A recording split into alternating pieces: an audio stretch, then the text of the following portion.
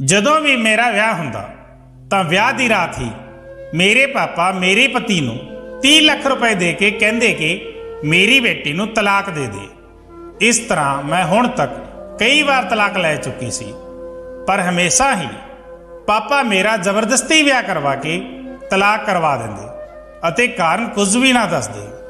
ਪਰ ਮੇਰੀ ਮੰਮੀ ਉਸ ਰਾਤ ਮੈਨੂੰ ਦੁੱਧ ਵਿੱਚ ਹਲਦੀ ਪਾ ਕੇ ਦਿੰਦੀ, ਜਿਸ ਨੂੰ ਪੀਂਦੇ ਹੀ ਮੈਂ ਸੋ ਜਾਂਦੀ ਸੀ ਅਤੇ ਮੇਰੀ ਅੱਖ ਖੁੱਲਦੀ ਤਾਂ ਹਰ ਕੋਈ ਮੈਨੂੰ ਅਜੀਬ ਜਿਹੀ ਨਜ਼ਰਾਂ ਨਾਲ ਦੇਖਦਾ ਸੀ। ਇਸ ਵਾਰ ਮੈਂ ਸੋਚ ਲਿਆ ਸੀ ਕਿ ਮੈਂ ਦੁੱਧ ਪੀਣ ਦਾ ਨਾਟਕ ਕਰਾਂਗੀ।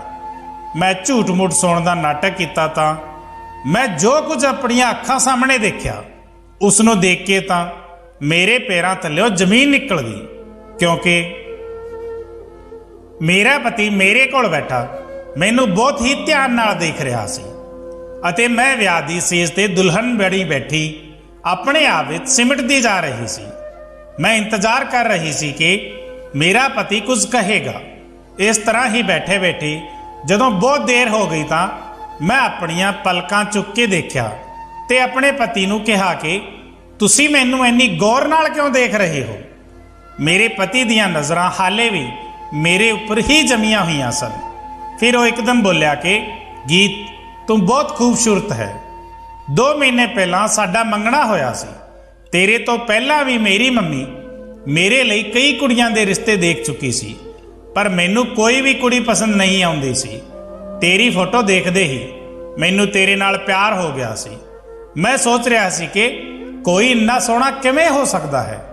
ਮੇਰਾ ਪਤੀ ਮੇਰੀ ਤਾਰੀਫ ਕਰਨ ਵਿੱਚ ਲੱਗਿਆ ਹੋਇਆ ਸੀ ਤਾਂ ਮੇਰੀ ਜਾਨ ਵਿੱਚ ਜਾਨ ਆਈ।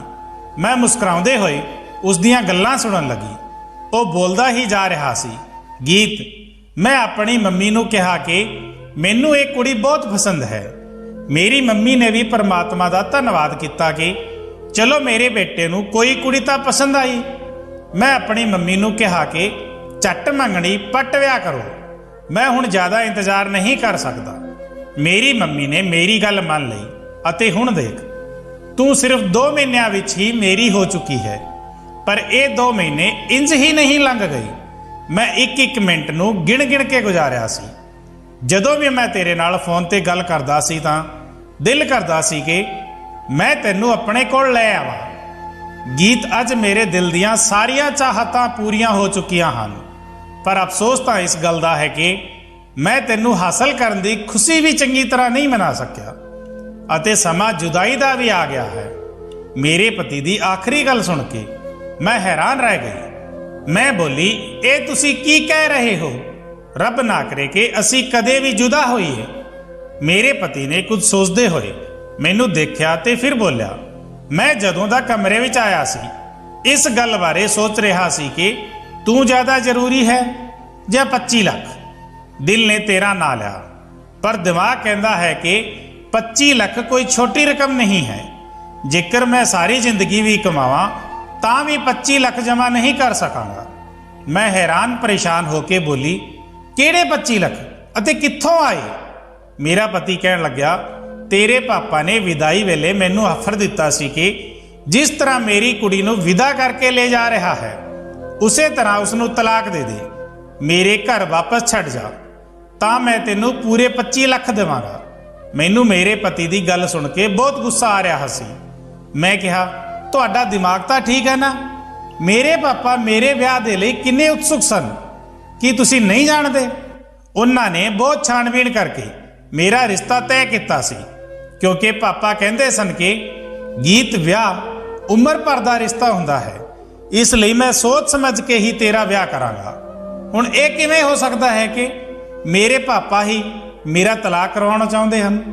ਤੁਸੀਂ ਜ਼ਰੂਰ ਮੇਰੇ ਨਾਲ ਮਜ਼ਾਕ ਕਰ ਰਹੇ ਹੋ, ਪਰ ਮੈਂ ਤੁਹਾਨੂੰ ਸਾਫ਼-ਸਾਫ਼ ਦੱਸ ਦੇਣਾ ਚਾਹੁੰਦੀ ਹਾਂ ਕਿ ਮੈਨੂੰ ਇਸ ਤਰ੍ਹਾਂ ਦਾ ਮਜ਼ਾਕ ਬਿਲਕੁਲ ਵੀ ਪਸੰਦ ਨਹੀਂ ਹੈ।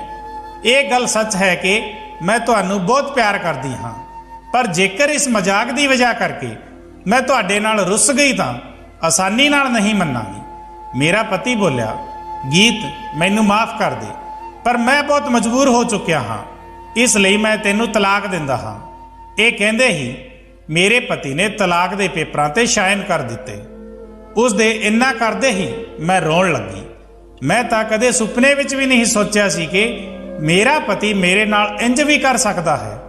मैं कदे सुपने विच भी नहीं सोचिया सी कि विआह दी पहली रात ही मेरा तलाक हो जाएगा।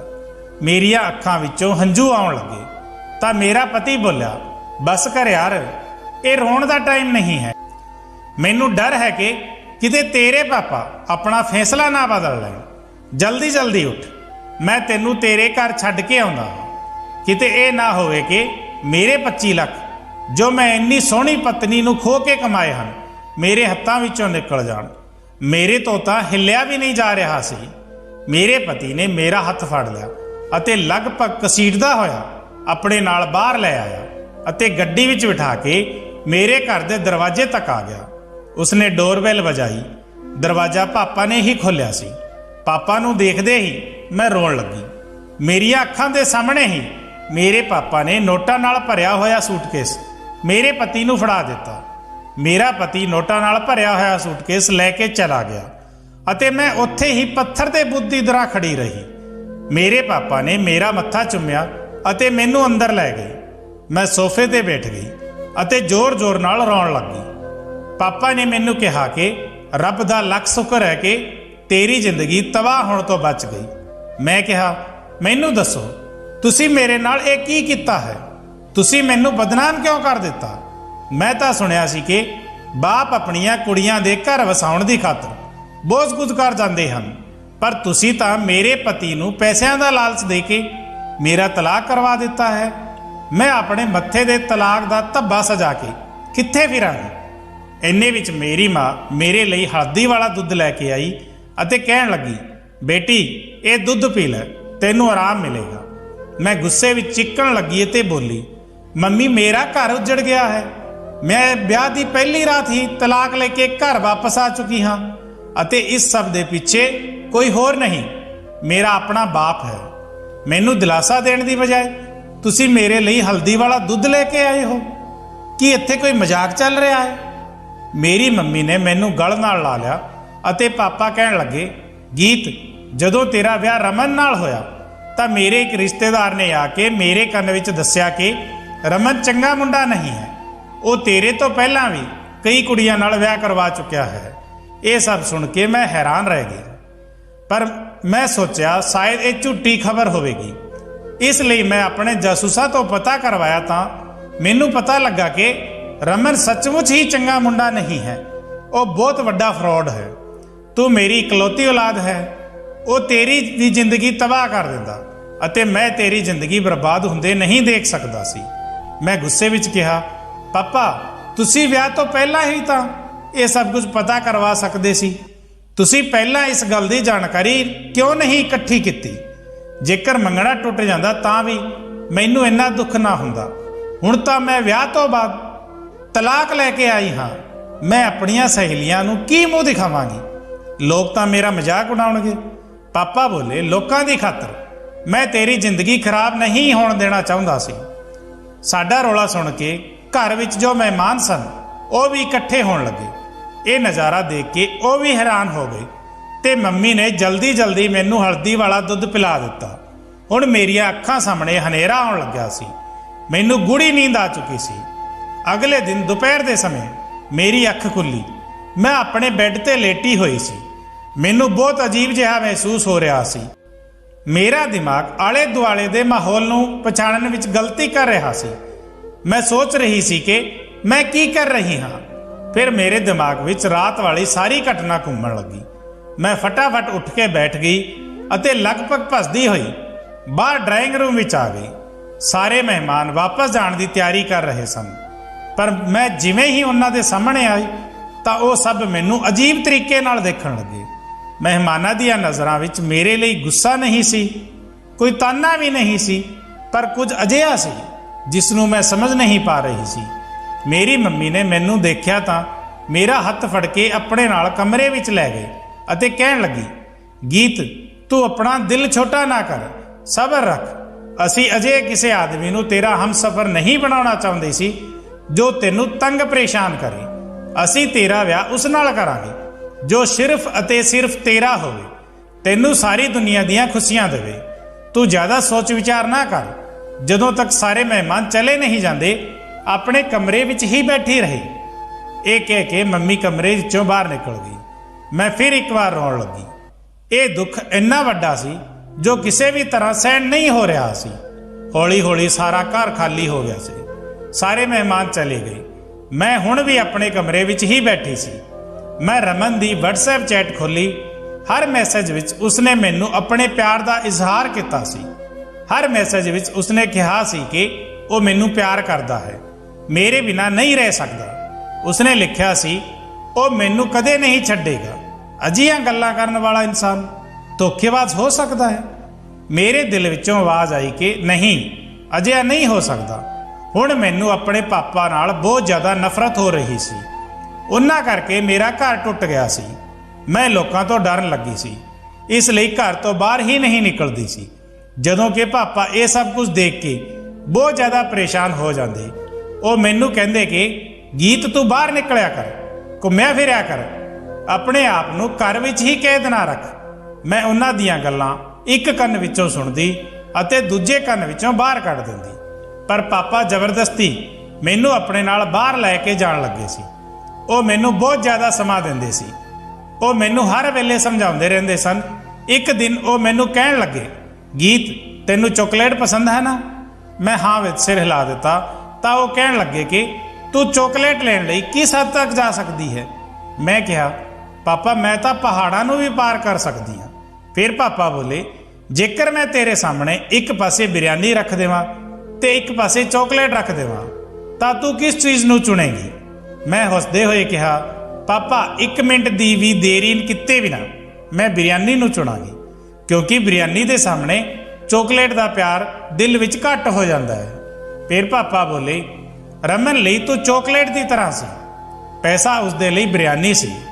ਉਸਨੇ ਪੈਸਿਆਂ ਦੀ ਖਾਤਰ ਤੈਨੂੰ ਛੱਡ ਦਿੱਤਾ, ਤਾਂ ਹੁਣ ਤੂੰ ਹੀ ਸੋਚ ਕਿ ਤੂੰ ਸਾਰੀ ਜ਼ਿੰਦਗੀ ਉਸਦਾ ਰੋਗ ਲਗਾ ਕੇ ਹੀ ਬੈਠੀ ਰਹੇਗੀ। ਉਸ ਦਿਨ ਮੈਂ ਇੰਨਾ ਰੋਈ ਕਿ ਮੇਰੇ ਦਿਲ ਵਿੱਚੋਂ ਰਮਨ ਦਾ ਖਿਆਲ ਹਮੇਸ਼ਾ ਹਮੇਸ਼ਾ ਨਹੀਂ ਨਿਕਲ ਗਿਆ ਸੀ। ਪਾਪਾ ਮੈਨੂੰ ਇੱਕ ਨਵੀਂ ਸ਼ੁਰੂਆਤ ਕਰਨ ਲਈ ਕਹਿ ਰਹੇ ਸਨ। ਉਹਨਾਂ ਨੇ ਮੈਨੂੰ ਇੱਕ ਮੁੰਡੇ ਦੀ ਫੋਟੋ ਦਿਖਾਈ ਤਾਂ ਮੈਂ ਰਜ਼ਾਮੰਦੀ ਦੇ ਦਿੱਤੀ। ਪਾਪਾ ਨੇ ਮੁੰਡੇ ਵਾਲਿਆਂ ਨੂੰ ਘਰ ਬੁਲਾ ਲਿਆ ਅਤੇ ਮੇਰੀ ਅਤੇ ਕਰਨੈਲ ਦੀ ਮੁਲਾਕਾਤ ਕਰਵਾ ਦਿੱਤੀ। ਕਰਨੈਲ ਇੱਕ ਚੰਗਾ ਮੁੰਡਾ ਸੀ। ਉਹ ਕਹਿਣ ਲੱਗਿਆ, ਮੈਨੂੰ ਪਤਾ ਹੈ ਤੁਹਾਡਾ ਵਿਆਹ ਪਹਿਲਾਂ ਟੁੱਟ ਚੁੱਕਿਆ ਹੈ। ਮੈਂ ਜਾਣਦਾ ਹਾਂ ਕਿ ਕੁੜੀਆਂ ਲਈ ਵਿਆਹ ਟੁੱਟਣਾ ਬਹੁਤ ਵੱਡਾ ਸਦਮਾ ਹੁੰਦਾ ਹੈ। ਮੈਂ ਤੁਹਾਨੂੰ ਉਸ ਗਮ ਅਤੇ ਸਦਮੇ ਵਿੱਚੋਂ ਕੱਢਣ ਦੀ ਪੂਰੀ ਕੋਸ਼ਿਸ਼ ਕਰਾਂਗਾ ਅਤੇ ਤੁਹਾਨੂੰ ਬਹੁਤ ਪਿਆਰ ਦੇਵਾਂਗਾ। ਕਰਨੈਲ ਦੀਆਂ ਗੱਲਾਂ ਸੁਣ ਕੇ ਮੈਨੂੰ ਇੱਕ ਉਮੀਦ ਹੋ ਗਈ ਸੀ। ਮੈਂ ਪਾਪਾ ਨੂੰ ਕਹਿ ਦਿੱਤਾ ਕਿ ਮੈਂ ਕਰਨੈਲ ਨਾਲ ਵਿਆਹ ਕਰਨ ਲਈ ਤਿਆਰ ਹਾਂ, ਪਰ ਮੈਂ ਮੰਗਣਾ ਨਹੀਂ ਕਰਨਾ ਚਾਹੁੰਦੀ। ਮੈਂ ਸਿੱਧਾ ਵਿਆਹ ਦਾ ਆਪਸ਼ਨ ਚੁਣਿਆ ਸੀ। 2 ਹਫ਼ਤੇ ਬਾਅਦ ਉਹ ਦਿਨ ਵੀ ਆ ਗਿਆ ਜਦੋਂ ਮੇਰਾ ਅਤੇ ਕਰਨੈਲ ਦਾ ਵਿਆਹ ਹੋਣਾ ਸੀ। ਮੈਂ ਖੁਸ਼ ਸੀ, ਪਰ ਇਸ ਵਾਰ ਵਿਆਹ ਦੀ ਰਾਤ ਨੂੰ ਲੈ ਕੇ ਦਿਲ ਵਿੱਚ ਬਹੁਤ ਬੁਰੇ ਖਿਆਲ ਆ ਰਹੇ ਸਨ।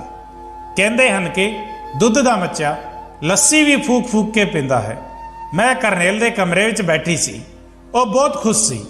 ਉਹ ਮੇਰੇ ਕੋਲ ਆਇਆ, ਮੇਰਾ ਘੁੰਡ ਚੁੱਕਿਆ ਅਤੇ ਮੇਰੇ ਹੱਥ ਵਿੱਚ ਸੋਨੇ ਦੀ ਅੰਗੂਠੀ ਪਾ ਕੇ ਬੋਲਿਆ, ਗੀਤ ਮੈਂ ਤੈਨੂੰ ਸਾਰੀ ਜ਼ਿੰਦਗੀ ਖੁਸ਼ ਰੱਖਣ ਦੀ ਕੋਸ਼ਿਸ਼ ਕਰਾਂਗਾ। ਮੈਂ ਮੁਸਕਰਾਉਂਦੇ ਹੋਏ ਕਿਹਾ ਕਿ ਮੈਨੂੰ ਤੁਹਾਡੀਆਂ ਗੱਲਾਂ ਤੇ ਯਕੀਨ ਕਰ ਲੈਣਾ ਚਾਹੀਦਾ ਹੈ। ਕਰਨੈਲ ਨੇ ਹਾਂ ਵਿੱਚ ਸਿਰ ਹਿਲਾ ਦਿੱਤਾ ਅਤੇ ਬੋਲਿਆ, ਜਾਨ ਦੀ ਬਾਜ਼ੀ ਲਗਾ ਦੇਵਾਂਗਾ, ਪਰ ਆਪਣੇ ਵਾਅਦਿਆਂ ਤੋਂ ਨਹੀਂ ਫਿਰਾਂਗਾ। ਉਸ ਵੇਲੇ ਕਰਨੈਲ ਦੇ ਮੋਬਾਈਲ ਤੇ ਘੰਟੀ ਵੱਜੀ। ਉਸਨੇ ਫੋਨ ਚੁੱਕ ਕੇ ਕੰਨ ਨੂੰ ਲਗਾਇਆ। ਕੁਝ ਹੀ ਦੇਰ ਬਾਅਦ ਉਸਦੇ ਚਿਹਰੇ ਦੀ ਮੁਸਕਰਾਹਟ ਗੁੰਮ ਹੋ ਗਈ। ਉਹ ਕਹਿਣ ਲੱਗਿਆ, ਤੁਸੀਂ ਇਹ ਕੀ ਕਹਿ ਰਹੇ ਹੋ? ਮੈਂ ਤੁਹਾਡੀ ਗੱਲ ਨਹੀਂ ਸਮਝ ਰਿਹਾ। ਫੋਨ ਕਰਨ ਵਾਲਾ ਇਨਸਾਨ ਪਤਾ ਨਹੀਂ ਕੀ ਕਹਿ ਰਿਹਾ ਸੀ। ਕਰਨੈਲ ਬੋਲਿਆ, ਮੈਂ ਤੁਹਾਡੀ ਗੱਲ ਤੇ ਕਿਵੇਂ ਯਕੀਨ ਕਰ ਲਵਾਂ?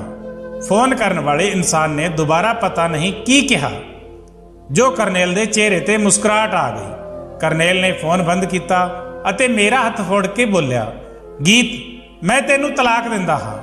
ਇਹ ਸ਼ਬਦ ਮੇਰੇ ਦਿਮਾਗ ਤੇ ਹਥੌੜੇ ਦੀ ਤਰ੍ਹਾਂ ਵੱਜ ਰਹੇ ਸਨ। ਮੈਂ ਕਿਹਾ, ਇਹ ਤੂੰ ਕੀ ਬਕਵਾਸ ਕਰ ਰਿਹਾ ਹੈ? ਕਰਨੈਲ ਕਹਿਣ ਲੱਗਿਆ, ਗੀਤ ਮੈਂ 2 ਸਾਲ ਪਹਿਲਾਂ ਹੀ ਇੱਕ ਪ੍ਰਾਈਵੇਟ ਕੰਪਨੀ ਵਿੱਚ ਜੌਬ ਸ਼ੁਰੂ ਕੀਤੀ ਸੀ। ਮੈਨੂੰ ਬਹੁਤ ਬੁਰੇ ਹਾਲਾਤਾਂ ਵਿੱਚੋਂ ਗੁਜ਼ਰਨਾ ਪਿਆ ਸੀ। ਮੇਰੀ ਤਨਖਾਹ ਵੀ ਬਹੁਤ ਘੱਟ ਸੀ। ਮੈਨੂੰ ਪੈਸਿਆਂ ਦੀ ਬਹੁਤ ਜ਼ਿਆਦਾ ਜ਼ਰੂਰਤ ਹੈ। ਮੇਰੀ ਜ਼ਿੰਦਗੀ ਦੀ ਸਭ ਤੋਂ ਵੱਡੀ ਤਮੰਨਾ ਇਹੀ ਸੀ ਕਿ ਜੇਕਰ ਮੈਨੂੰ ਕਿਸੇ ਪਾਸੇ 20 ਲੱਖ ਰੁਪਏ ਮਿਲ ਜਾਂਦੇ ਹਨ ਤਾਂ ਮੈਂ ਆਪਣਾ ਬਿਜ਼ਨਸ ਸ਼ੁਰੂ ਕਰ ਲਵਾਂ।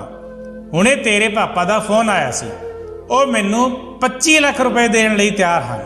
ਬਦਲੇ ਵਿੱਚ ਉਹ ਚਾਹੁੰਦੇ ਹਨ ਕਿ ਮੈਂ ਤੈਨੂੰ ਤਲਾਕ ਦੇ ਦੇਵਾਂ। ਚੱਲ ਮੈਂ ਤੈਨੂੰ ਤੇਰੇ ਘਰ ਤੱਕ ਛੱਡ ਕੇ ਆਉਂਦਾ ਹਾਂ ਅਤੇ ਤਲਾਕ ਦੇ ਪੇਪਰ ਸਵੇਰੇ ਪਹੁੰਚਾ ਦੇਵਾਂਗਾ। ਮੇਰਾ ਸਿਰ ਚਕਰਾਉਣ ਲੱਗਿਆ ਸੀ। ਮੈਂ ਗੁੱਸੇ ਵਿੱਚ ਬੋਲੀ, ਨਹੀਂ ਜਾਣਾ ਹੈ ਮੈਨੂੰ ਤੇਰੇ ਨਾਲ, ਮੈਂ ਆਪੇ ਚਲੀ ਜਾਵਾਂਗੀ। ਕਰਨੈਲ ਮੁਸਕਰਾਉਂਦੇ ਹੋਏ ਬੋਲਿਆ, ਯਾਰ ਮੇਰੀ ਮਜਬੂਰੀ ਹੈ। ਤੇਰੇ ਪਾਪਾ ਨੇ ਮੈਨੂੰ ਕਿਹਾ ਹੈ ਜੇਕਰ ਤੂੰ ਮੇਰੀ ਬੇਟੀ ਨੂੰ ਘਰ ਤੱਕ ਛੱਡਣ ਆਵੇਗਾ ਤਾਂ ਹੀ ਤੈਨੂੰ ਪੈਸੇ ਮਿਲਣਗੇ। ਜੇਕਰ ਮੈਨੂੰ ਤੇਰੇ ਨਾਲ ਜ਼ਬਰਦਸਤੀ ਵੀ ਕਰਨੀ ਪਵੇ ਤਾਂ ਵੀ ਮੈਂ ਪਿੱਛੇ ਨਹੀਂ ਹਟਾਂਗਾ। ਮੈਂ ਕੁਝ ਕਹੇ ਬਿਨਾਂ ਹੀ ਕਰਨੈਲ ਨਾਲ ਚੱਲ ਪਈ। ਜੋ ਆਦਮੀ ਮੈਨੂੰ ਪੈਸਿਆਂ ਦੀ ਖਾਤਰ ਤਲਾਕ ਦੇ ਸਕਦਾ ਹੈ, ਫਿਰ ਉਹ ਕੁਝ ਵੀ ਕਰ ਸਕਦਾ ਹੈ। ਘਰ ਦੇ ਦਰਵਾਜ਼ੇ ਤੇ ਪਹੁੰਚ ਕੇ ਕਰਨੈਲ ਨੇ ਡੋਰਬੈਲ ਵਜਾਈ। ਦਰਵਾਜ਼ਾ ਪਾਪਾ ਨੇ ਹੀ ਖੋਲ੍ਹਿਆ ਸੀ। ਪਾਪਾ ਮੈਨੂੰ ਦੇਖ ਕੇ ਬੋਲੇ, ਆ ਗਈ ਮੇਰੀ ਬੇਟੀ। ਅਜੇ ਅੰਦਾਜ਼ ਵਿੱਚ ਮੈਨੂੰ ਪੁੱਛ ਰਹੇ ਸਨ ਜਿਵੇਂ ਮੈਂ ਕਿਸੇ ਟ੍ਰਿਪ ਤੋਂ ਵਾਪਸ ਆਈ ਹੋਵਾਂ। ਮੈਂ ਕੁਝ ਨਹੀਂ ਬੋਲੀ। ਪਾਪਾ ਕਰਨੈਲ ਨਾਲ ਗੱਲਾਂ ਕਰਨ ਲੱਗੇ, ਜਦੋਂ ਕਿ ਮੇਰੀ ਮੰਮੀ ਮੇਰੇ ਲਈ ਹਲਦੀ ਵਾਲਾ ਦੁੱਧ ਲੈ ਕੇ ਆਈ ਸੀ। ਮੈਂ ਗੁੱਸੇ ਵਿੱਚ ਚਿੱਕਣ ਲੱਗੀ ਤੇ ਕਿਹਾ, ਮੰਮੀ ਪਾਪਾ ਨੇ ਦੂਜੀ ਵਾਰ ਮੇਰਾ ਘਰ ਉਜਾੜ ਦਿੱਤਾ ਹੈ। ਪਿੱਛੇ ਤੋਂ ਪਾਪਾ ਦੀ ਆਵਾਜ਼ ਆਈ। ਉਹ ਕਹਿਣ ਲੱਗੇ, ਮੈਂ ਤੈਨੂੰ ਬਚਾਉਣ ਲਈ ਇਹ ਸਭ ਕੁਝ ਕੀਤਾ ਹੈ। ਕਰਨੈਲ ਇੱਕ ਚੰਗਾ ਮੁੰਡਾ ਨਹੀਂ ਸੀ, ਉਹ ਤੈਨੂੰ ਖੁਸ਼ ਨਹੀਂ ਰੱਖ ਸਕਦਾ ਸੀ। ਮੈਂ ਗੁੱਸੇ ਵਿੱਚ ਬੋਲੀ, ਪਾਪਾ ਮੈਨੂੰ ਹੈਰਾਨੀ ਹੁੰਦੀ ਹੈ ਕਿ ਤੁਸੀਂ ਕਰੋਨਾ ਦਾ ਬਿਜ਼ਨਸ ਇਕੱਲੇ ਕਿਵੇਂ ਸੰਭਾਲਿਆ ਹੋਇਆ ਹੈ, ਜਦੋਂ ਕਿ ਤੁਹਾਡੇ ਵਿੱਚ ਤਾਂ ਫੈਸਲਾ ਲੈਣ ਦੀ ਵੀ ਹਿੰਮਤ ਨਹੀਂ ਹੈ, ਨਾ ਹੀ ਤੁਹਾਡੇ ਅੰਦਰ ਕੋਈ ਸਮਝ ਹੈ। ਤੁਹਾਨੂੰ ਤਾਂ ਇੰਨਾ ਹੀ ਨਹੀਂ ਪਤਾ ਕਿ ਸਾਹਮਣੇ ਵਾਲਾ ਇਨਸਾਨ ਧੋਖੇਬਾਜ਼ ਹੈ ਜਾਂ ਵਫਾਦਾਰ। ਤੁਹਾਨੂੰ ਲੋਕਾਂ ਦੀ ਪਰਖ ਨਹੀਂ ਹੈ, ਤੁਸੀਂ ਇੱਕ ਫੇਲੀਅਰ ਇਨਸਾਨ ਹੋ। ਮੇਰਾ ਗੁੱਸਾ ਦੇਖ ਕੇ ਮੇਰੀ ਮੰਮੀ ਹੈਰਾਨ ਰਹਿ ਗਈ। ਉਹ ਕਹਿਣ ਲੱਗੀ, ਬੇਟੀ ਇਹ ਦੁੱਧ ਪੀ ਲੈ, ਤੈਨੂੰ ਆਰਾਮ ਮਿਲ ਜਾਵੇਗਾ। ਮੈਂ ਨਾ ਵਿੱਚ ਸਿਰ ਹਿਲਾ ਦਿੱਤਾ, ਪਰ ਮੰਮੀ ਨੇ ਜ਼ਬਰਦਸਤੀ ਮੈਨੂੰ ਦੁੱਧ ਪਿਲਾ ਦਿੱਤਾ। ਦੁੱਧ ਪੀਂਦੇ ਹੀ ਮੈਨੂੰ ਨੀਂਦ ਆ ਗਈ। ਅਗਲੇ ਦਿਨ ਮੈਂ ਬਹੁਤ ਦੇਰ ਨਾਲ ਉੱਠੀ ਸੀ। ਦਿਨ ਚੜ੍ਹ ਗਿਆ ਸੀ। ਮੇਰੇ ਘਰ ਦੇ ਨੌਕਰ ਮੈਨੂੰ ਬਹੁਤ ਹੀ ਅਜੀਬ ਜਿਹੀਆਂ ਹੈਰਾਨੀ ਭਰੀਆਂ ਨਜ਼ਰਾਂ ਨਾਲ ਦੇਖ ਰਹੇ ਸਨ। ਮੈਨੂੰ ਸਮਝ ਨਹੀਂ ਆ ਰਿਹਾ ਸੀ ਕਿ ਇਹ ਸਭ ਕੁਝ ਕੀ ਹੋ ਰਿਹਾ ਹੈ। ਹੁਣ ਮੈਂ ਆਪਣੇ ਆਪ ਨੂੰ ਕਮਰੇ ਤੱਕ ਹੀ ਸੀਮਤ ਰੱਖ ਲਿਆ। ਮੈਂ ਕਿਸੇ ਨਾਲ ਵੀ ਮਿਲਦੀ ਜੁਲਦੀ ਨਹੀਂ ਸੀ। ਇੱਕ ਦਿਨ ਪਾਪਾ ਮੇਰੇ ਕੋਲ ਆਏ ਤੇ ਕਹਿਣ ਲੱਗੇ, ਕਿੰਨੇ ਦਿਨ ਹੋ ਗਏ ਹਨ, ਮੈਂ ਤੇਰਾ ਇੰਤਜ਼ਾਰ ਕਰ ਰਿਹਾ ਸੀ ਕਿ ਤੂੰ ਕਦੋਂ ਬਾਹਰ ਆਵੇਗੀ, ਸਾਡੇ ਨਾਲ ਘੁਲੇਗੀ ਮਿਲੇਗੀ, ਗੱਲਾਂ ਕਰੇਗੀ, ਪਰ ਤੂੰ ਤਾਂ ਸਾਡੇ ਤੋਂ ਦੂਰੀ ਬਣਾ ਲਈ ਹੈ। ਮੈਂ ਕਿਹਾ, ਪਾਪਾ ਤੁਸੀਂ ਮੇਰੇ ਨਾਲ ਇੰਨਾ ਬੁਰਾ ਕਿਉਂ ਕੀਤਾ, ਤੁਸੀਂ ਮੇਰਾ ਤਲਾਕ ਕਿਉਂ ਕਰਵਾਇਆ। ਪਾਪਾ ਕਹਿਣ ਲੱਗੇ, ਬੇਟੀ ਕਦੇ ਕਦੇ ਆਪਣੀ ਔਲਾਦ ਲਈ ਇਨਸਾਨ ਨੂੰ ਕੋੜਾ ਘੁੱਟ ਪੀਣਾ ਹੀ ਪੈਂਦਾ ਹੈ, ਨਹੀਂ ਤਾਂ ਦੁਨੀਆ ਵਿੱਚ ਅਜਿਹਾ ਕਿਹੜਾ ਬਾਪ ਹੋਵੇਗਾ ਜੋ ਆਪਣੀ ਔਲਾਦ ਨੂੰ ਮੁਸ਼ਕਲ ਹਾਲਾਤ ਵਿੱਚ ਪਾਵੇ। ਮੇਰਾ ਵਸ ਚੱਲੇ ਤਾਂ ਮੈਂ ਤੇਰੇ ਪੈਰ ਵੀ ਆਪਣੀ ਹਥੇਲੀ ਤੇ ਰੱਖ ਲਵਾਂ, ਪਰ ਇਹ ਦੁਨੀਆ ਹੈ ਧੀਏ, ਇੱਥੇ ਔਲਾਦ ਅਤੇ ਪੈਸਾ ਇਨਸਾਨ ਦੀ ਅਜ਼ਮਾਇਸ਼ ਦੇ ਲਈ ਉਤਾਰੇ ਗਏ ਹਨ। ਮੈਂ ਜੋ ਕੁਝ ਵੀ ਕੀਤਾ ਹੈ ਬਹੁਤ ਹੀ ਤਕਲੀਫ ਦੇਣ ਵਾਲਾ ਹੈ। ਮੈਂ ਕਿਹਾ, ਪਾਪਾ ਹੁਣ ਬਸ, ਮੈਂ ਹੋਰ ਤੁਹਾਨੂੰ ਆਪਣੇ ਜਜ਼ਬਾਤ ਨਾਲ ਖੇਡਣ ਦੀ ਇਜਾਜ਼ਤ ਨਹੀਂ ਦੇਵਾਂਗੀ। ਇਹ ਆਖਰੀ ਵਾਰ ਸੀ। ਪਾਪਾ ਨੇ ਕਿਹਾ, ਹਾਂ ਬੇਟੀ ਹਾਂ, ਤੂੰ ਜਿਵੇਂ ਕਹੇਗੀ ਉਸੇ ਤਰ੍ਹਾਂ ਹੀ ਹੋਵੇਗਾ। ਉਸ ਦਿਨ ਤੋਂ ਬਾਅਦ ਮੈਂ ਮੰਮੀ ਪਾਪਾ ਨਾਲ ਬੈਠਣ ਲੱਗੀ, ਹੱਸਣ ਬੋਲਣ ਲੱਗੀ, ਪਰ ਹਾਲੇ ਵੀ ਬਹੁਤ ਸਾਰੇ ਸਵਾਲ ਸਨ ਜੋ ਮੇਰੇ ਦਿਮਾਗ ਵਿੱਚ ਚੱਲ ਰਹੇ ਸਨ ਕਿ ਪਾਪਾ ਮੇਰਾ ਤਲਾਕ ਕਿਉਂ ਕਰਵਾਉਂਦੇ ਸਨ। ਕੀ ਮੇਰੇ ਦੋਨੇ ਪਤੀ ਹੀ ਬੁਰੇ ਸਨ, ਅਤੇ ਜੇਕਰ ਉਹ ਬੁਰੇ ਵੀ ਸਨ ਤਾਂ ਇਸ ਗੱਲ ਦਾ ਪਤਾ ਪਾਪਾ ਨੂੰ ਪਹਿਲਾਂ ਕਿਉਂ ਨਹੀਂ ਹੁੰਦਾ ਸੀ, ਅਤੇ ਕੀ ਵਿਆਹ ਵਾਲੀ ਰਾਤ ਹੀ ਪਾਪਾ ਨੂੰ ਸੁਪਨੇ ਆਉਂਦੇ ਸਨ ਕਿ ਮੇਰੇ ਪਤੀ ਬੁਰੇ ਹਨ ਅਤੇ ਉਸੇ ਦਿਨ ਤਲਾਕ ਕਰਵਾ ਦਿੰਦੇ ਸਨ। ਚਲੋ ਮੰਨ ਲਿਆ ਕਿ ਇਹ ਵੀ ਠੀਕ ਹੈ, ਪਰ ਪਾਪਾ ਹਰ ਵਾਰ 25 ਲੱਖ ਵਰਗੀ ਵੱਡੀ ਰਕਮ ਦੇ ਕੇ ਹੀ ਮੇਰਾ ਤਲਾਕ ਕਿਉਂ ਕਰਵਾਉਂਦੇ ਸਨ। ਮੈਂ ਇਹਨਾਂ ਸਾਰਿਆਂ ਸਵਾਲਾਂ ਦੇ ਜਵਾਬਾਂ ਵਿੱਚ ਹੀ ਉਲਝੀ ਰਹਿੰਦੀ ਸੀ। ਇੱਕ ਵਾਰ ਕਮਰੇ ਵਿੱਚ ਬੈਠੀ ਸੀ, ਮੈਂ ਇਹਨਾਂ ਸੋਚਾਂ ਵਿੱਚ ਹੀ ਗੁੰਮ ਸੀ ਕਿ ਪਾਪਾ ਨੇ ਮੈਨੂੰ ਕਿਹਾ ਕਿ ਉਹ ਮੇਰਾ ਤੀਜਾ ਵਿਆਹ ਕਰਵਾਉਣਾ ਚਾਹੁੰਦੇ ਹਨ। ਪਾਪਾ ਦੀ ਗੱਲ ਸੁਣ ਕੇ ਮੈਂ ਗੁੱਸੇ ਵਿੱਚ ਪਾਗਲ ਹੋ ਰਹੀ ਸੀ।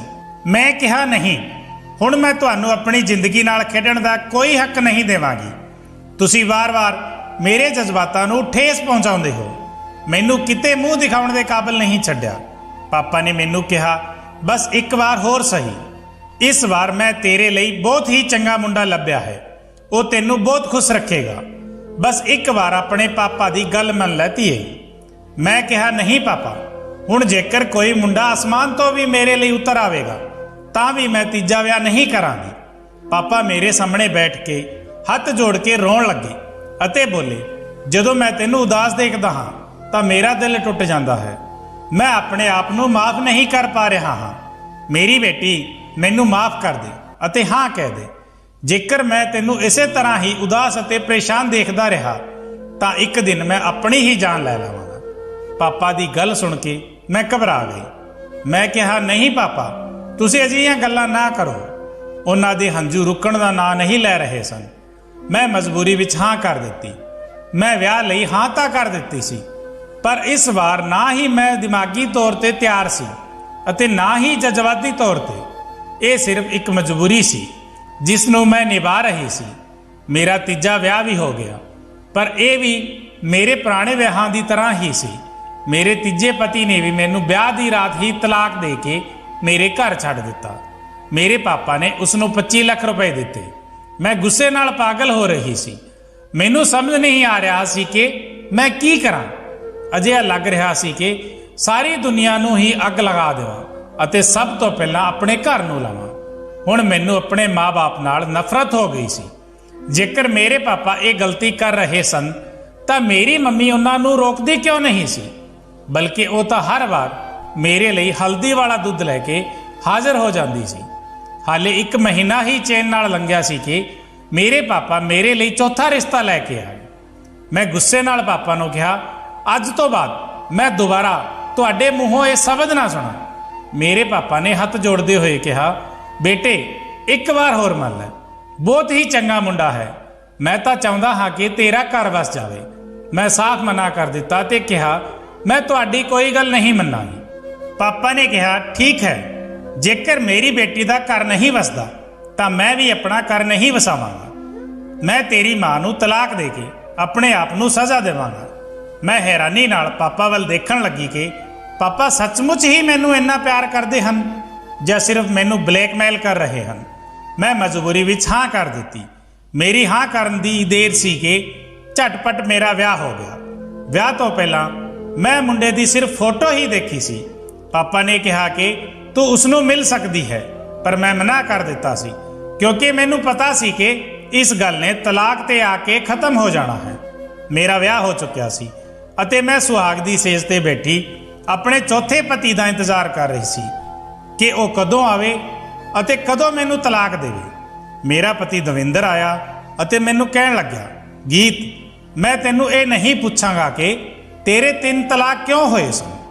ਮੈਂ ਤਾਂ ਤੈਨੂੰ ਦਿਲੋਂ ਜਾਨ ਤੋਂ ਕਬੂਲ ਕਰ ਰਿਹਾ ਹੈ। ਮੈਂ ਆਪਣੇ ਪਤੀ ਦੀ ਗੱਲ ਸੁਣ ਮੁਸਕਰਾ ਕੇ ਬੋਲੀ, ਤੂੰ ਚਿੰਤਾ ਨਾ ਕਰ, ਹਾਲੇ ਥੋੜੀ ਦੇਰ ਵਿੱਚ ਹੀ ਤੈਨੂੰ ਪਤਾ ਚੱਲ ਜਾਵੇਗਾ ਕਿ ਮੇਰੇ 3 ਵਾਰ ਤਲਾਕ ਕਿਉਂ ਹੋ ਚੁੱਕੇ ਹਨ।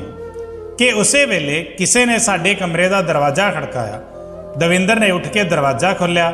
ਮੈਂ ਆਪਣੇ ਧੜਕਦੇ ਹੋਏ ਦਿਲ ਨਾਲ ਆਉਣ ਵਾਲੇ ਸਮੇਂ ਲਈ ਆਪਣੇ ਆਪ ਨੂੰ ਤਿਆਰ ਕਰ ਰਹੀ ਸੀ। ਥੋੜੀ ਦੇਰ ਵਿੱਚ ਹੀ ਦਵਿੰਦਰ ਅੰਦਰ ਆਇਆ ਅਤੇ ਕਹਿਣ ਲੱਗਿਆ, ਗੀਤ, ਤੇਰੇ ਪਾਪਾ ਨੇ ਇੱਕ ਆਦਮੀ ਨੂੰ ਭੇਜਿਆ ਹੈ। ਉਹ ਕਹਿੰਦੇ ਹਨ ਕਿ ਮੈਂ ਤੈਨੂੰ ਤਲਾਕ ਦੇ ਦਾਂਗਾ ਤਾਂ ਉਹ ਮੈਨੂੰ 25 ਲੱਖ ਰੁਪਏ ਦੇਣਗੇ, ਪਰ ਮੈਂ ਆਪਣੀ ਪਤਨੀ ਨੂੰ, ਜੋ ਕਿ ਹੁਣ ਮੇਰੇ ਘਰ ਦੀ ਇੱਜ਼ਤ ਹੈ, ਸਿਰਫ ਪੈਸਿਆਂ ਦੇ ਲਾਲਚ ਵਿੱਚ ਆ ਕੇ ਤਲਾਕ ਨਹੀਂ ਦੇ ਸਕਦਾ। ਇਹ ਗੱਲ ਮੇਰੀ ਗੈਰਤ ਦੇ ਖਿਲਾਫ ਹੈ। ਮੈਂ ਹੈਰਾਨੀ ਨਾਲ ਆਪਣੇ ਪਤੀ ਦਾ ਚਿਹਰਾ ਦੇਖਣ ਲੱਗੀ ਕਿ ਆਦਮੀ ਅਜੇ ਵੀ ਹੁੰਦੇ ਹਨ ਜੋ ਆਪਣੀ ਗੱਲ ਤੇ ਡਟੇ ਰਹਿਣ ਲਈ ਇੱਜ਼ਤ ਲਈ ਪੈਸਿਆਂ ਨੂੰ ਅਹਿਮੀਅਤ ਨਾ ਦੇਣ। ਪੈਸਿਆਂ ਦਾ ਲਾਲਚ ਉਹਨਾਂ ਨੂੰ ਨਾ ਤੋੜ ਸਕੇ। ਮੈਂ ਦਵਿੰਦਰ ਨੂੰ ਅਜ਼ਮਾਉਣ ਲਈ ਕਿਹਾ, ਤੁਸੀਂ ਹੱਥ ਆਏ ਪੈਸਿਆਂ ਨੂੰ ਕਿਉਂ ਛੱਡਣਾ ਚਾਹੁੰਦੇ ਹੋ? ਮੇਰੇ ਪਹਿਲਾਂ 3 ਤਲਾਕ ਵੀ ਇਹਨਾਂ 25 ਲੱਖ ਕਰਕੇ ਹੀ ਹੋਏ ਹਨ। ਮੇਰੀ ਗੱਲ ਸੁਣ ਕੇ ਦਵਿੰਦਰ ਬੋਲਿਆ, ਮੈਂ ਪੈਸਿਆਂ ਦੀ ਖਾਤਰ ਆਪਣੀ ਇੱਜ਼ਤ ਨੂੰ ਨਹੀਂ ਛੱਡ ਸਕਦਾ। ਇੱਜ਼ਤ ਹੈ ਤਾਂ ਸਭ ਕੁਝ ਹੈ, ਪੈਸਾ ਤਾਂ ਹੱਥਾਂ ਦੀ ਮੈਲ ਹੈ। ਦਵਿੰਦਰ ਦੀ ਗੱਲ ਸੁਣ ਕੇ ਮੇਰਾ ਦਿਲ ਗਦਗਦ ਹੋ ਗਿਆ। ਮੈਂ ਉਸ ਨੂੰ ਕਿਹਾ, ਮੈਨੂੰ ਨਹੀਂ ਪਤਾ ਮੇਰੇ ਪਾਪਾ ਨੇ ਮੇਰੇ ਤਲਾਕ ਕਿਉਂ ਕਰਵਾਏ ਸਨ, ਅਤੇ ਉਹ ਵੀ ਹਰ ਵਾਰ 25 ਲੱਖ ਰੁਪਏ ਦੇ ਕੇ। ਪਰ ਮੈਂ ਸੱਚਾਈ ਜਾਣਨਾ ਚਾਹੁੰਦੀ ਹਾਂ, ਇਸ ਲਈ ਤੁਸੀਂ ਮੈਨੂੰ ਆਪਣੇ ਨਾਲ ਮੇਰੇ ਘਰ ਲੈ ਕੇ ਚੱਲੋ ਅਤੇ ਮੇਰੇ ਪਾਪਾ ਨੂੰ ਕਹੋ ਕਿ ਤੁਸੀਂ ਮੈਨੂੰ ਤਲਾਕ ਦੇ ਦਿੱਤਾ ਹੈ। ਦਵਿੰਦਰ ਨੇ ਮੇਰੀ ਗੱਲ ਮੰਨ ਲਈ ਅਤੇ ਮੈਨੂੰ ਲੈ ਕੇ ਮੇਰੇ ਮਾਂ-ਬਾਪ ਦੇ ਘਰ ਆ ਗਏ। ਘਰ ਆਉਣ ਤੋਂ ਬਾਅਦ ਸਭ ਕੁਝ ਪਹਿਲਾਂ ਦੀ ਤਰ੍ਹਾਂ ਹੀ ਹੋ ਰਿਹਾ ਸੀ। ਪਾਪਾ ਦਵਿੰਦਰ ਨਾਲ ਗੱਲ ਕਰ ਰਹੇ ਸਨ। ਮੈਂ ਰੋ ਰਹੀ ਸੀ। ਮੇਰੀ ਮਾਂ ਮੇਰੇ ਲਈ ਹਲਦੀ ਵਾਲਾ ਦੁੱਧ ਲੈ ਕੇ ਆਈ। ਮੈਂ ਚੋਰੀ ਛੁਪੇ ਦੁੱਧ ਨਾਲ ਰੱਖੇ ਗਮਲੇ ਵਿੱਚ ਸੁੱਟ ਦਿੱਤਾ ਅਤੇ ਸੌਣ ਦਾ ਨਾਟਕ ਕਰਨ ਲੱਗੀ। ਹਾਲੇ ਮੈਨੂੰ ਸੌਣ ਦਾ ਨਾਟਕ ਕਰਦੇ ਹੋਏ 10 ਮਿੰਟ ਹੀ ਹੋਏ ਸਨ ਕਿ ਮੇਰੇ ਘਰ ਵਿੱਚ ਬਹੁਤ ਸਾਰੇ ਲੋਕ ਆਉਣ ਲੱਗੇ। ਸਭ ਤੋਂ ਪਹਿਲਾਂ ਇੱਕ ਨਰਸ ਆਈ। ਉਸਨੇ ਮੇਰਾ ਚੈੱਕਅਪ ਕੀਤਾ ਅਤੇ ਬੋਲੀ, ਇਸ ਨੂੰ ਫਿਰ ਤੋਂ ਪਾਗਲਪਨ ਦਾ ਦੌਰਾ ਪਿਆ ਹੈ। ਇਹ ਕੁੜੀ ਕਿਸੇ ਵੀ ਮੁੰਡੇ ਨੂੰ ਆਪਣੇ ਨੇੜੇ ਬਰਦਾਸ਼ਤ ਨਹੀਂ ਕਰ ਸਕਦੀ, ਇਸ ਲਈ ਇਸ ਨੂੰ ਅਜਿਹੇ ਦੌਰੇ ਪੈਂਦੇ ਹਨ। ਤੁਸੀਂ ਇਸ ਦਾ ਵਿਆਹ ਕਰਵਾਉਂਦੇ ਹੀ ਕਿਉਂ ਹੋ? ਕਿਸੇ ਦਿਨ ਇਹ ਆਪਣੇ ਆਪ ਨੂੰ ਨੁਕਸਾਨ ਪਹੁੰਚਾ ਲਵੇਗੀ। ਲੱਗਦਾ ਹੈ ਤਾਂ ਹੀ ਤੁਹਾਨੂੰ ਆਰਾਮ ਮਿਲੇਗਾ। ਥੋੜੀ ਦੇਰ ਬਾਅਦ ਇੱਕ ਵਕੀਲ ਆਇਆ। ਵਕੀਲ ਦੇ ਸਾਹਮਣੇ ਮੇਰੇ ਪਾਪਾ ਨੇ ਨਰਸ ਦੀਆਂ ਕਹੀਆਂ ਹੋਈਆਂ ਗੱਲਾਂ ਦੁਹਰਾਈਆਂ। ਨਰਸ ਨੇ ਵੀ ਉਹ ਸਾਰੀਆਂ ਗੱਲਾਂ ਵਕੀਲ ਨੂੰ ਦੱਸੀਆਂ। ਫਿਰ ਵਕੀਲ ਦੇ ਸਾਹਮਣੇ ਦਵਿੰਦਰ ਨੂੰ ਲਿਆਂਦਾ ਗਿਆ। ਦਵਿੰਦਰ ਨੇ ਕਿਹਾ, ਵਕੀਲ ਸਾਹਿਬ, ਜਿਵੇਂ ਹੀ ਮੈਂ ਕਮਰੇ ਵਿੱਚ ਆਇਆ ਤਾਂ ਮੇਰੀ ਪਤਨੀ ਨੇ ਮੇਰੇ ਉੱਪਰ ਹਮਲਾ ਕਰਨਾ ਸ਼ੁਰੂ ਕਰ ਦਿੱਤਾ।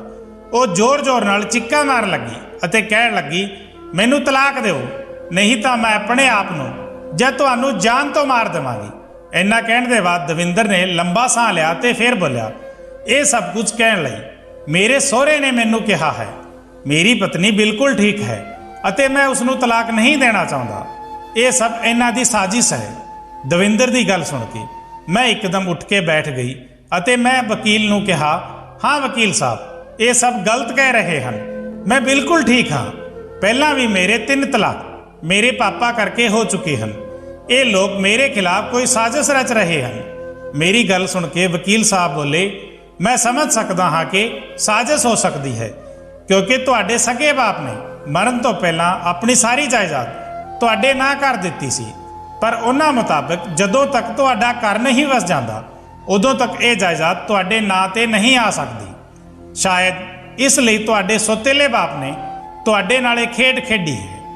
ਤੁਹਾਡੇ ਹਰ ਤਲਾਕ ਵੇਲੇ ਤੁਹਾਡਾ ਬਾਪ ਮੈਨੂੰ ਘਰ ਬੁਲਾਉਂਦਾ ਸੀ ਅਤੇ ਕਹਿੰਦਾ, ਮੇਰੀ ਬੇਟੀ ਦਿਮਾਗੀ ਤੌਰ ਤੇ ਬਿਮਾਰ ਹੈ, ਉਹ ਘਰ ਵਸਾਉਣ ਦੇ ਕਾਬਿਲ ਨਹੀਂ ਹੈ। ਤੇਰਾ ਪਤੀ ਵੀ ਇਹੀ ਬਿਆਨ ਦਿੰਦਾ ਸੀ। ਮੈਂ ਇਹ ਗੱਲਾਂ ਸੁਣ ਕੇ ਸੁੰਨ ਰਹਿ ਗਈ। ਜਿਸ ਬਾਪ ਨੂੰ ਮੈਂ ਸਾਰੀ ਜ਼ਿੰਦਗੀ ਸਕੇ ਬਾਪ ਦੀ ਤਰ੍ਹਾਂ ਪਿਆਰ ਕੀਤਾ ਸੀ, ਉਹ ਤਾਂ ਮੇਰਾ ਬਾਪ ਹੈ ਹੀ ਨਹੀਂ ਸੀ, ਬਲਕਿ ਉਹ ਤਾਂ ਮੈਨੂੰ ਦਿਮਾਗੀ ਮਰੀਜ਼ ਬਣਾਉਣ ਤੇ ਤੁਲਿਆ ਹੋਇਆ ਸੀ।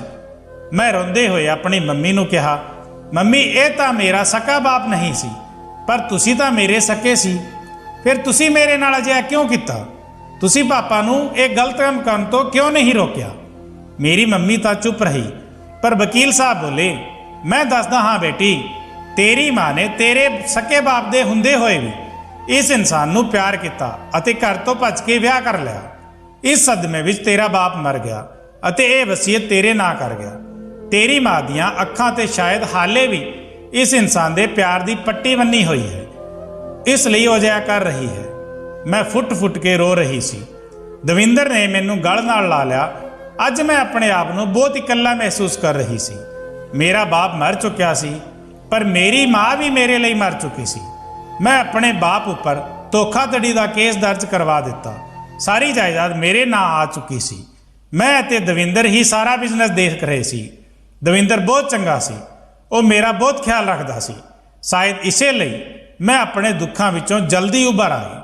ਜਦੋਂ ਤੱਕ ਮੇਰੇ ਮਾਂ-ਬਾਪ ਨੂੰ ਸਖਤ ਤੋਂ ਸਖਤ ਸਜ਼ਾ ਨਹੀਂ ਮਿਲ ਜਾਂਦੀ, ਮੈਂ ਆਰਾਮ ਨਾਲ ਨਹੀਂ ਬੈਠ ਸਕਦੀ ਸੀ। ਜਿਨ੍ਹਾਂ ਲੋਕਾਂ ਨੂੰ ਮੇਰੇ ਉੱਪਰ ਤਰਸ ਨਹੀਂ ਆਇਆ ਮੇਰੀ ਜ਼ਿੰਦਗੀ ਬਰਬਾਦ ਕਰਨੀ ਚਾਹੀ, ਮੈਂ ਉਹਨਾਂ ਉੱਪਰ ਤਰਸ ਕਿਵੇਂ ਖਾ ਸਕਦੀ ਸੀ? ਸੱਚ ਕਹਿੰਦੇ ਹਨ ਕਿ ਪੈਸਾ ਜੋ ਹੈ ਉਹ ਬਹੁਤ ਵੱਡੀ ਅਜ਼ਮਾਇਸ਼ ਹੁੰਦੀ ਹੈ। ਇਹ ਆਪਣੇ ਸਕੇ ਖੂਨ ਨੂੰ ਵੀ ਸਫੇਦ ਕਰ ਦਿੰਦੀ ਹੈ।